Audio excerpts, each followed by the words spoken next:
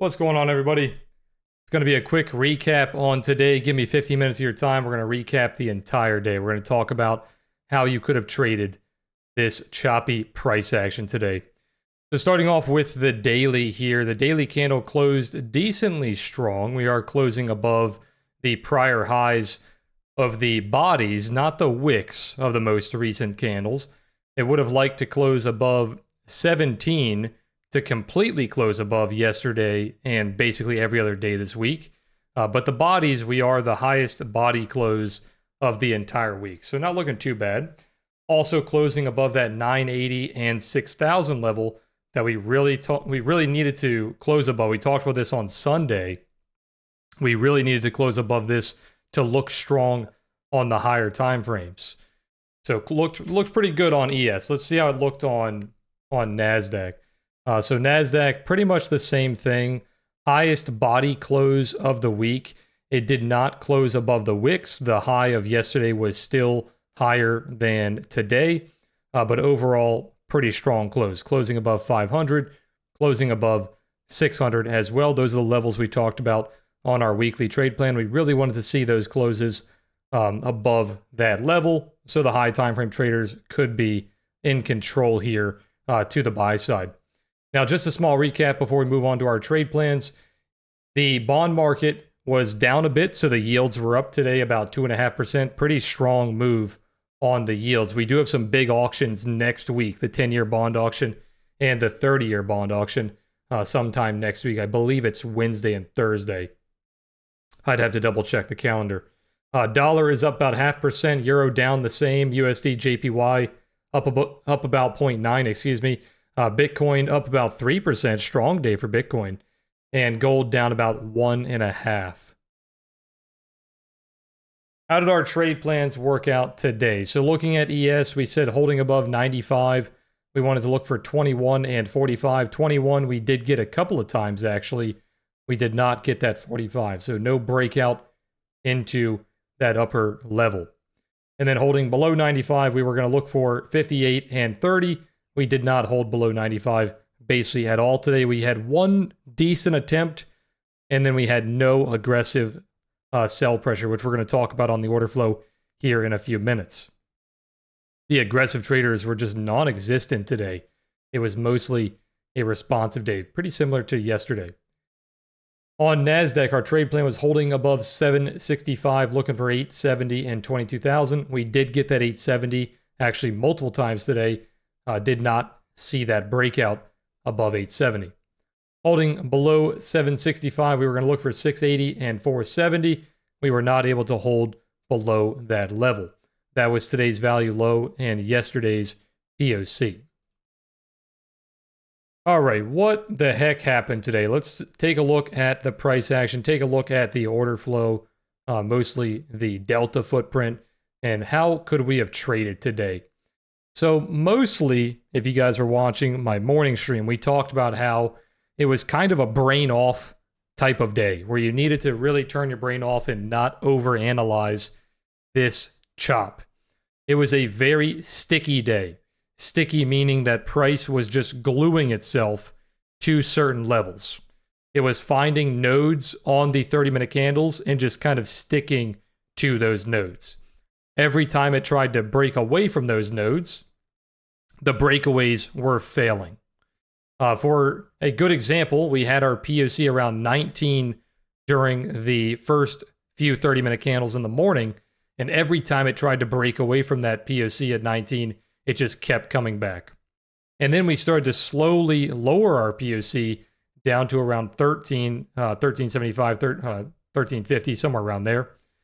And same thing. Every time it tried to break away from that POC, look at the volume. So the volume's on my right side of the footprint here. You can see that it highlights when it has the higher volume. There is just no volume outside of this POC node. You tried to push up, the aggressive buyers were non-existent, came back down. Tried to push down, the aggressive sellers, non-existent, pushed back up. Same thing on the 1030 candle. Tried to push down, aggressive sellers, nowhere to be found, came back to the POC. And that happened until about, when did those headlines start coming out? I think it was around It was either here around 10:30 or it was here around 11. I can't remember which one was the headlines.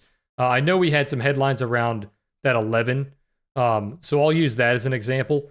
The headlines started to come out and we started to push up. It was the rare earth metals coming out of China into the US for the automakers, which should have been a very bullish headline. So that should have been a breakout attempt to the upside, which it was. They did have an attempt. But it only broke out 10 points. And then it came all the way back down. So that actually was more bearish than bullish, that breakout, because they got trapped, right? So all of those buyers that tried to break out or buy that headline for the breakout, instantly trapped. You had a pretty decent cluster build up around 17 to 18. That was this move right here. And then they just started slowly pushing down, and it became a cascading failure. This was probably the number one trade of the day because pretty much up until that point was just chop. There was a small attempt of like a rollover top or like a bear flag in a VWAP, kind of in this general area here. This would not be exactly what I call a rollover top. It was just kind of a standard rollover where the price was just putting in lower highs and losing momentum. So around like 10:09, 10:14, 10:24, we just kept putting in lower high, lower high, lower high, lower high. And then you finally broke down. The candles were decently bottom heavy leading up to 10:25, which I can't really show you on the footprint because it's in hindsight. But at the time, it was around like right here. This cluster right here around 12 to 14, and this cluster right here around 12 to 14. You were building up all of that bearish delta, and then you finally push down with that bearish delta as your kind of breakout point. But it was very similar to the headline where those aggressive sellers were just instantly trapped by the responsive traders. The responsive buyers instantly started holding that node at 06 and then boom, bounced. And then you have kind of that cascading effect where the sellers have to get out of their positions, the buyers start stepping into their positions, and then it tries to go higher, right? This is a much better example of that cascading effect where not only are the buyers turning into sellers because they have to close their positions, right? If you're a buyer, how do you close your trade? You have to become a seller, right? So you have the buyers turning into sellers, closing their trades, but then you also have the sellers that are selling to open. They want to open positions to look for that sell-off, possibly back down to VWAP, right? So that headline came out, trapped a lot of buyers on the high, and then that was the best trade of the day, where you turned into a trap. There was a bit of absorption there, kind of hard to see in hindsight, but there was a lot of absorption there, which we talked about, I believe, on the stream, possibly in Discord. Yeah, it was on the stream, I believe. So you could probably go back to that time on the stream and see what we said. But I'm almost certain that we talked about that absorption. So you had some absorption coming in at around 18 to 20. The aggressive buyers failed to hold on to that node. So once we started losing that node right here at 17, you kind of went up, you got absorbed, you came down, lost that node. That's your sell, right? You can sell that as an absorption as the buyers are being trapped. You could have also waited for the 30-minute sweep, turned into a 30-minute sweep right here, which was around 16 and a quarter. Okay. Then we started pushing down, and then you basically just took it node by node. And then same thing, as we got down a little too far there, breaking through VWAP, the aggressive buyers, or excuse me, the aggressive sellers just ran out of steam. It was an extremely responsive day, where as the price got closer to an extreme, towards the higher extreme or the lower extreme, the responsive traders came in, the aggressive traders basically left the trade, and they got taken out. So right here, the responsive buyers started taking over. You hit the 24 EMA, which typically is where the responsive sellers should have come back in to push it back down, which they tried to. You can see it failed the 24 EMA there, failed VWAP as well. You could have argued that was a bear flag into VWAP, and then you tried to push down, It just could not hold it down. So once you started getting back above that 24 EMA right there and right there, for the exact time, that would have been around 11:45. That's when the responsive sellers are no longer in control. And now you are turning into the aggressive buy side. Where was that on the footprint? That was around 11:30 to 12. That was like this candle here, I believe. 11:30 to 12. Sorry, it was this candle here. So you put in that higher low on the 30-minute. You had some bullish clusters start to come in, and then you tried to push up. And then yet again, as you start pushing towards those extremes, the aggressive traders leave the trade, the responsive traders come back.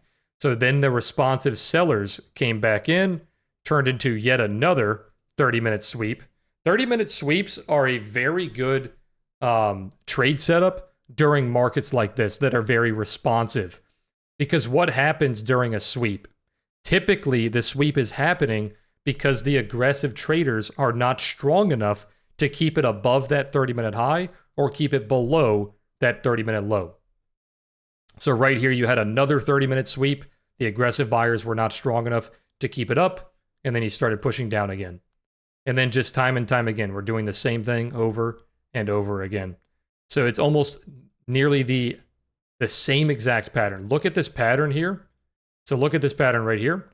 From 11 o'clock to 11:45. Strong sell-off, a little bit of a bear flag, and then you break the 24, and it slowly grinds up. Look at this. Strong sell-off, breaks the 24 EMA there, and then it slowly grinds back up.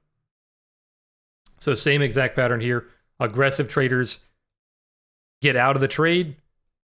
The responsive buyers take over. And then this is probably the only time during the day that the aggressive traders actually followed the responsive traders. So the responsive buyers protected this low. They put in a higher low. They broke the 24 EMA, that's when the aggressive traders need to take over. And then from 1:18 p.m. all the way up until I'd say about 2:30, those aggressive traders, the aggressive buyers, were in control. And you can see it here on these candles. Look at how quickly they shift these nodes. So you had a really strong node around 92, shifted it to 99. Another node shift, 05. Another node shift, 14. And then this is where the aggressive buyers kind of started to lose steam. So then you had one more attempt to push up to break that 21 level, which was our target on the day, damn near to the tick. It was 20.75. We missed it by one tick there. It already hit it earlier, so it wasn't a big deal. But one tick off that target, and then you started to stall out again. You had a couple of clusters on the high there, a little bit of buyers being stuck, and then you came back down. And then yet again, what are we seeing here? Let me get rid of these levels. Yet again, we have another 30-minute sweep. Because when you have a market like this that is very responsive, these 30-minute sweeps happen pretty often because the buyers, yet again, are not strong enough to stay above that 30-minute high. The sellers are not strong enough to stay below that 30-minute low. Okay. So look out for that pattern time and time again. So then that sweep kind of plays out. We push back into VWAP, and that's it for the day. You play out that sweep, push backs into VWAP, and that's pretty much it. Done for the day. So just to sum it all up today, the number one thing you learned today was the aggressive traders are not always in control. And we saw Monday, Tuesday, Wednesday, Thursday, almost every day, it was decently aggressive and responsive, right? Both sides were kind of working together. I'd say even slightly more aggressive, right? Yesterday might have been a little bit more responsive. I'd have to go back and look at the price action. But today was definitely just entirely responsive. You did not see the aggressive traders basically at all until the close. You had that one push up where they stayed pretty aggressive the entire time. So when you have those responsive traders in control, you want to look for those rotations, which we showed on the profile earlier. You're kind of rotating from extremes. You're rotating from the value high to the value low. And we finished almost every rotation today. It kept trying to get stuck at the POC and VWAP, but it ended up finishing the rotations. It just took very long. So look for the value high, look for the value low, and look for those 30-minute sweeps when you have days like today. Don't get locked into those 1 minute time frames or the 5 minute time frames because they will chop you out. But all right, guys, that's it. Hit that like button. Be sure to subscribe, and I'll see you guys in the next one. Peace.